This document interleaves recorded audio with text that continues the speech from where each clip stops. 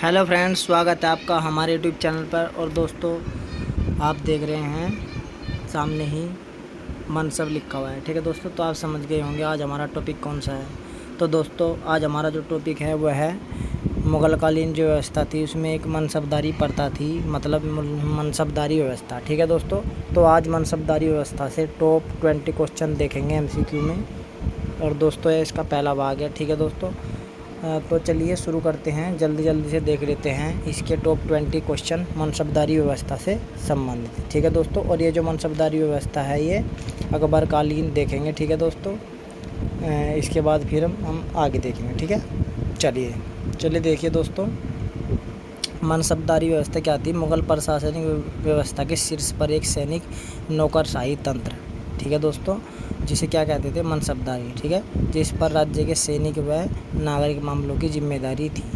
ठीक है दोस्तों, तो मुग़लकालीन प्रशासनिक संस्थाओं में मनसब व्यवस्था का क्या था, स्थान महत्वपूर्ण, बिल्कुल बहुत ही ज़्यादा अत्यधिक महत्वपूर्ण था जिसे हम कह सकते हैं। ठीक है, और मुग़ल साम्राज्य का इस्पाती ढांचा कहा जा सकता है। ठीक है दोस्तों, इस्पाती ढांचा। ठीक है दोस्तों, तो इस तरीके से आप देख सकते हैं। और यह भारत में जो मुग़लों द्वारा आविष्कृत एक विलक्षण पद्धति थी, और इस विशिष्ट संस्था का प्रचलन किसने किया, अकबर द्वारा किया गया। ठीक है दोस्तों, और जो अकबर से बाद भी जितने भी शासक आए, जैसे जहांगीर आया, शाहजहाँ, तो उन्होंने भी इसका क्या किया, अपने हिसाब से अनुसरण किया। ठीक है दोस्तों, तो चलिए हम इसके पर्सन देख लेते हैं टॉप 20। चलिए, पहला पर्सन हमारे सामने ही है। पर्सन नंबर 1 ये है पर्सन, मनसब का क्या अर्थ है। ठीक है दोस्तों, तो मनसब का क्या अर्थ है, तो देखिए यहाँ पर मनसब का पद भी अर्थ है, रैंक भी अर्थ है और श्रेणी। ठीक है, तो उसका सही जवाब क्या है, ऑप्शन 4 श्रेणी। ठीक है दोस्तों, चलिए अगले प्रश्न पर चलते हैं। अगला प्रश्न है, मनसब शब्द किस उत्पत्ति, ठीक है, मनसब शब्द की उत्पत्ति किस शब्द से हुई है। ठीक है दोस्तों, तो मनसब शब्द की उत्पत्ति किस शब्द से हुई है ये पूछा है। ठीक है दोस्तों, तो इसका सही जवाब क्या है दोस्तों, देखिए ऑप्शन में है मनसबदारी और मनसिब। ठीक है, यानी में से कोई नहीं। तो दोस्तों, ये मनसिब शब्द से हुई है। ठीक है, मनसिब शब्द से हुई है इसकी उत्पत्ति। ठीक है, चलिए अगले प्रश्न पर चलते हैं।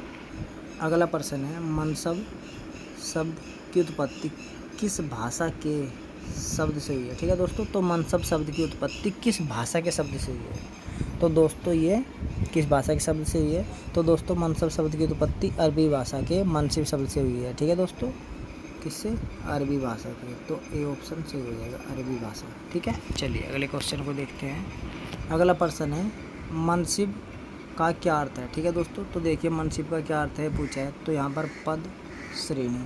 ठीक है दोस्तों, तो ये दोनों अर्थ है, तो यहाँ पर ऑप्शन 4 हो जाएगा, उपरोक्त 1 और 2। ठीक है, ये नहीं है। ठीक है, तो ये पद भी है और श्रेणी भी है मनसिब का अर्थ। ठीक है, तो ऑप्शन 4 इसका सही हो जाएगा, उपरोक्त 1 और 2। ठीक है, चलिए अगले क्वेश्चन को देखते हैं।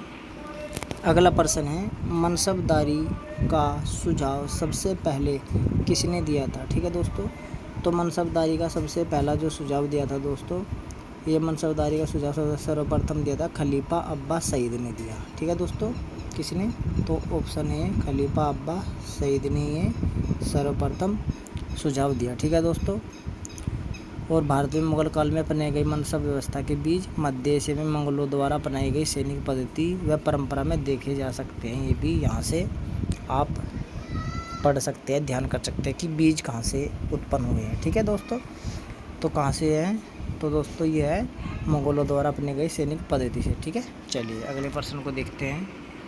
अगला प्रश्न है, मनसब शब्द का प्रयोग सर्वप्रथम किसके काल में मिलता है। ठीक है दोस्तों, तो किसके काल में मिलता है, किसके ऐतिहासिक दस्तावेजों में मिलता है, इस तरह से भी प्रश्न पूछा जा सकता है। ठीक है दोस्तों, तो किसके काल में, किसके ऐतिहासिक दस्तावेजों में मिलता है। ठीक है दोस्तों, तो इस तरीके से आपसे प्रश्न पूछा जा सकता है। तो दोस्तों ये मिलता है ऑप्शन 3 अकबर के ऐतिहासिक दस्तावेजों में या अकबरकालीन शासन व्यवस्था में। ठीक है दोस्तों, तो दोस्तों अकबर। ठीक है, चलिए अगले प्रश्न को देखते हैं। अगला प्रश्न है, मनसब शब्द के प्रयोग में कौन से पद शामिल है। ठीक है दोस्तों, तो देखिए मनसब शब्द के प्रयोग में 2 शब्द का प्रयोग हुआ है, एक जात और सवार। ठीक है दोस्तों, तो उसका ऑप्शन कौन सा सही है, तो दोस्तों इसका यहाँ पर दोनों सही है, ठीक है। मतलब ये भी हुआ है प्रयोग, ये भी है, ठीक है दोस्तों। तो देखिए मनसब शब्द के प्रयोग में यहाँ दो अलग अलग पद या श्रेणियाँ शामिल है, ठीक है, जिन्हें जात व सवार कहा जाता है, ठीक है दोस्तों। और ये दोनों क्या है, संख्यात्मक रूप में अभिव्यक्त होते हैं, ठीक है, मतलब संख्या में, जैसे 1, 2 या 50, ठीक है, इस तरीके से क्या होती हैं, व्यक्त होती है, ठीक है दोस्तों। तो मनसब शब्द के प्रयोग में जात और सवार दोनों पद शामिल है, ठीक है दोस्तों, अलग अलग श्रेणियों में, ठीक है। चलिए अगले प्रश्न पर चलते हैं। अगला प्रश्न है दोस्तों, जात का आशय क्या है, ठीक है दोस्तों।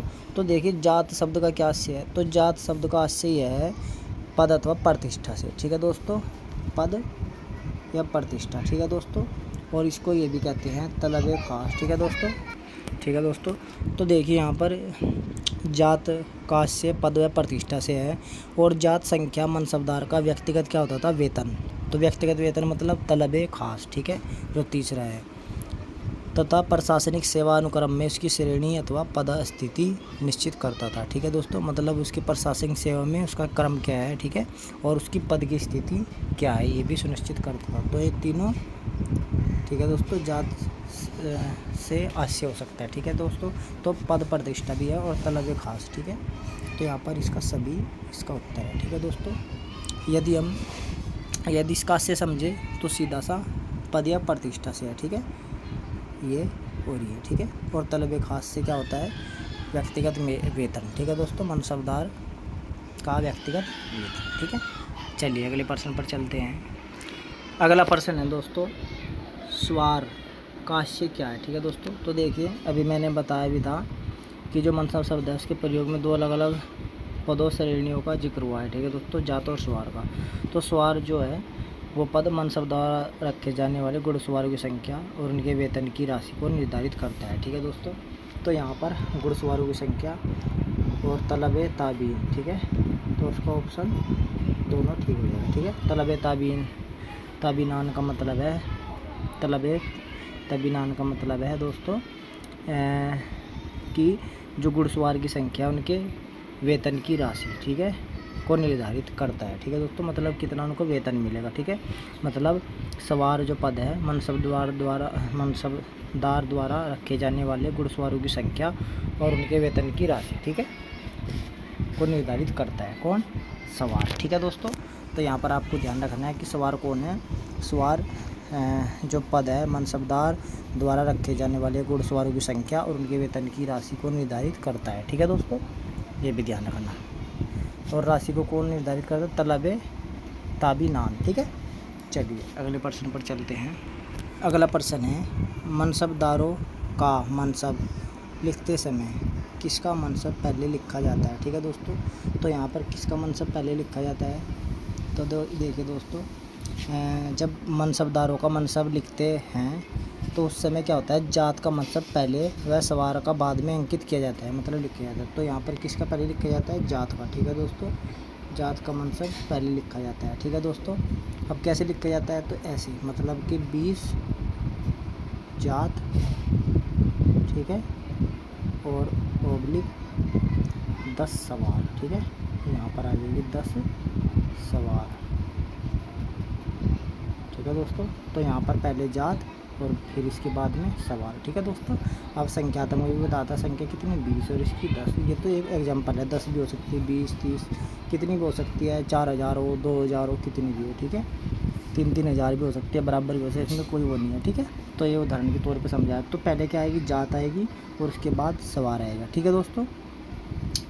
और इसका मतलब क्या होता है कि इसमें जात का महत्व अधिक होता है, ठीक है दोस्तों। किसका महत्व अधिक होता है, जात का महत्व अधिक होता है किसके मुकाबले, सवार के, ठीक है। और एक और बात है इसमें, यहाँ पर जैसे जो मनसबदार का दर्जा सवार वाले मनसब से ऊंचा भी होता है, ठीक है दोस्तों। इसमें क्या होता है, ऊंचा, मतलब एक में 4 है जात और सवार कितनी है, 2000 है। तो वाले मनसबदार का दर्जा 3000 जात और 3000 सवार वाले मनसबदार से ऊंचा था, ठीक है दोस्तों। तो इसमें यह भी ध्यान देने योग्य बात है कि मनसबदार का पद बिना सवार के तो हो सकता है परंतु बिना जात के नहीं होगा, ठीक है दोस्तों, मतलब बिना जात के तो हो सकता है, बिना सवार के नहीं होगा। चलो अगले प्रश्न में देखते हैं, सब क्लियर करेंगे। चलिए अगले प्रश्न पर चलते हैं।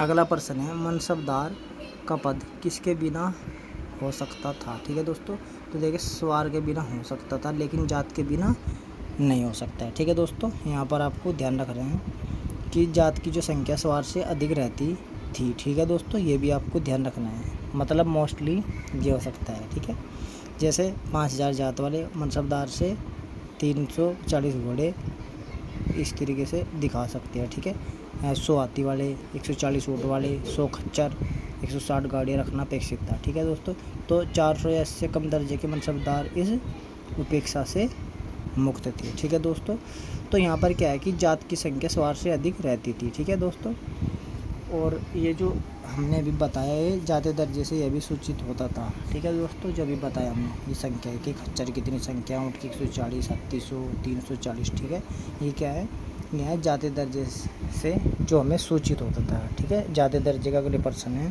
ठीक है, जात है ना, जाते दर्जे कि किसकी कितनी संख्या, घोड़ों की कितनी संख्या है, खच्चरों की कितनी है, ऊँट की कितनी है। ठीक है दोस्तों, गाड़ियों की कितनी संख्या है। ठीक है, चलिए अब आगे चलते हैं अगले प्रश्न पर। अगला प्रश्न हमारा आ गया है जाते दर्जे से, जो अभी हम बता रहे थे।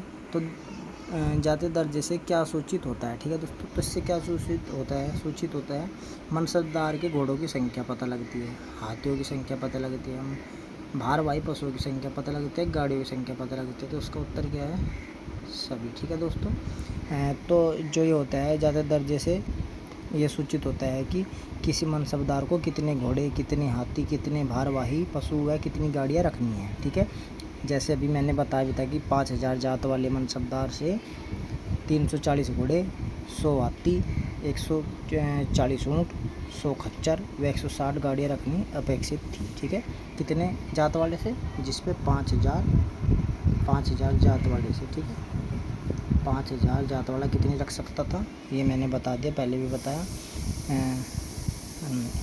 जात वाले मनसबदार से 340 घोड़े, 100 हाथी। अब ऐसे पूछ सकते हैं कि 100 हाथी कौन सा मनसबदार रख सकता था, वो रख सकता है जिस पे 5000 जात है। ठीक है, 5000 जात वाला। ठीक है, तो इस तरीके से।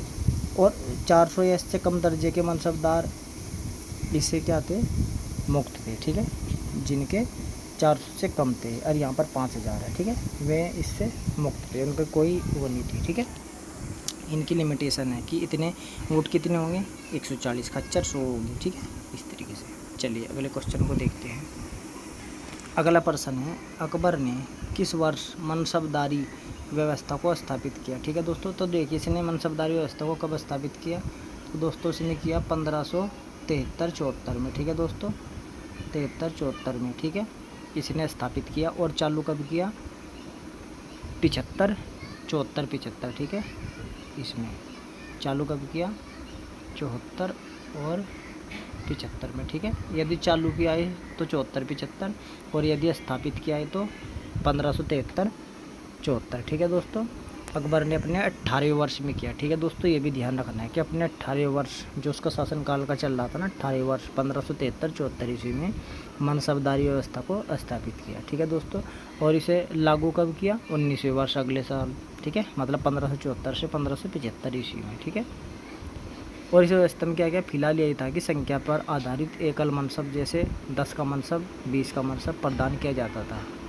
ठीक है, इस तरीके से इसने शुरू किया। चलिए अगले क्वेश्चन को देखते हैं।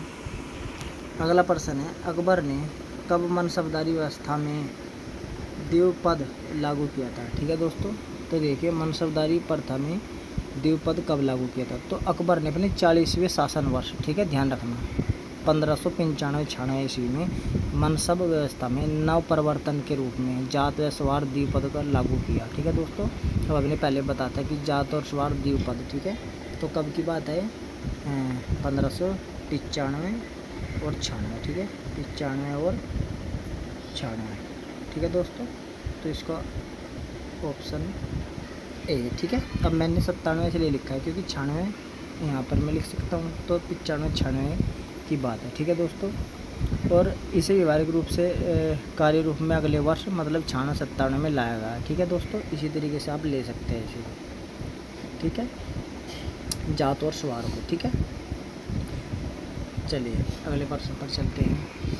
अगला प्रश्न है, आईन अकबरी के अनुसार कब पहली बार मनसब प्रदान करने का संदर्भ मिलता है। ठीक है दोस्तों, तो पहली बार कब मनसब प्रदान करने का संदर्भ मिलता है। ठीक है दोस्तों, किसके अनुसार? आईने अकबरी के अनुसार। ठीक है दोस्तों, तो देखिए यहाँ पर बहुत ही थोड़ी मतलब कन्फ्यूजन वाली स्थिति है। ठीक है दोस्तों, क्यों? क्योंकि यहाँ पर हमने पढ़ा है कि मतलब कि मनसबदारी प्रदान कब की गई पहली बार, तो हमने अभी पढ़ा है कि 73-74 में लागू हो गई। ठीक है दोस्तों, इस तरह से हमने पढ़ा है। ठीक है, लेकिन जो आईन अकबरी के अनुसार पूछा है, ठीक है दोस्तों, तो उसके अनुसार क्या है? 1566। ठीक है दोस्तों, और 67 भी आ सकता है। ठीक है, क्योंकि 66-67 है इसलिए मैंने 68 लिखा है। ठीक है, तो आईन अकबरी के अनुसार कब पहली बार मनसब प्रदान करने का संदर्भ मिलता है? आईन अकबरी के अनुसार 1566-67। ठीक है दोस्तों, और वैसे हमने कब पढ़ा है? स्थापित कब की है? 1573-74। ठीक है दोस्तों, और चालू 74-75। ठीक है, लेकिन ये जो 1566-67 है ये आईन अकबरी के अनुसार है। ठीक है दोस्तों, चलिए अगले क्वेश्चन को देखते हैं। अगला प्रश्न है, कितने तक मनसब धारण करने वाले को मनसबदार कहा जाता था। ठीक है, मतलब कितने मनसब धारण करने वाले को मनसबदार कहा जाता है। ठीक है दोस्तों, तो जो उसका सही जवाब है दोस्तों वह है 10 मनसब से 500 मनसब तक, मतलब ऑप्शन 4। ठीक है दोस्तों, तो जो 10 मनसब से 500 मनसब तक धारण करता था उसको क्या कहते थे? उसको कहते थे दोस्तों मनसबदार। ठीक है दोस्तों, चलिए अब हम चलते हैं अपने अगले प्रश्न पर। अगला प्रश्न है, कितने मनसब धारण करने वाले को अमीर कहा जाता था। ठीक है दोस्तों, तो मतलब कितने मनसब धारण करने वाले व्यक्ति को अमीर कहा जाता था। ठीक है दोस्तों, तो 500 से 250 तक का मनसब धारण करने वाले को अमीर कहा जाता था। ठीक है दोस्तों, तो 500 से 250। ठीक है, तो ऑप्शन 4। ठीक है, ये सही है हमारा। चलिए अगले प्रश्न पर चलते हैं। अगला प्रश्न है, अमीर आजम या अमीर उम्दा किसे कहा जाता था। ठीक है दोस्तों, तो देखिए दोस्तों यहाँ पर जिसके मनसब 2500 से अधिक का मनसब धारण करने वाले व्यक्ति को अमीर ए उम्दा या अमीर आजम कहा जाता था। ठीक है दोस्तों, 250 से अधिक। ठीक है, तो हमारा ऑप्शन क्या है? ऑप्शन 4, 250 से अधिक मनसब धारण करने वाले को अमीर आजम या अमीर उम्दा कहा जाता था। ठीक है, चलिए अगले प्रश्न पर चलते हैं। अगला प्रश्न है हमारा, अकबर ने सैनिकों की संख्या निश्चित करने के लिए कौन सी प्रणाली अपनाई। ठीक है दोस्तों, तो उसने कौन सी प्रणाली अपनाई? तो उसने अपनाई ऑप्शन ए दशमिक प्रणाली। ठीक है दोस्तों, जिस पर ये मनसबदारी प्रणाली चली। ठीक है, चलिए अगले प्रश्न पर चलते हैं। चलिए दोस्तों, अगला प्रश्न और अंतिम प्रश्न भी यही है, देखते हैं इसे भी। आईन अकबरी में मनसबदारों की कितनी श्रेणियाँ हैं। ठीक है दोस्तों, तो आईन अकबरी में मनसब जो दार हैं उनकी कितनी श्रेणियाँ हैं। ठीक है दोस्तों, तो देखिए अब्बुल फजल ने आईन अकबरी में मनसबदारों की जो श्रेणियाँ या कोटियाँ या नाम तालिका दी है उसे केवल 33 श्रेणियाँ कोटियों में उल्लेख किया है। ठीक है दोस्तों, कितनी? 33। ठीक है दोस्तों, तो 33 मनसबदारों की श्रेणियाँ। ठीक है दोस्तों, अच्छा एक और है बलाक मैन। ठीक है, तो बलाक मैन के अनुसार भी मनसबदारों की श्रेणियों की कोटि की जो वास्तविक संख्या है वो भी 33 ही थी। ठीक है दोस्तों, बाकी 33 सैद्धांतिक थी। तो दोस्तों ये थे महत्वपूर्ण प्रश्न। फिर मिलेंगे आपसे अगली कड़ी में नया टॉपिक लेकर। तब तक के लिए धन्यवाद, नमस्कार।